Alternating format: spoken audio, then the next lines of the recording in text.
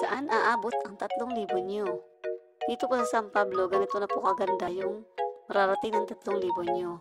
Ito po yung after ng turnover. Pwede nyo pong gawin yung ganitong bahay. Ito naman po yung pinaka-actual turnover na may floor area na 27.5 at may lot area naman siya na 36 square meter. At ito naman po, ang ipapakita ko sa inyo ay sa loob ng living area. Itong area na to ay napakalawak na, 27.5 na siya at meron na po siyang loft. Ayan po, kung makikita nyo, may kaaba na pong taas.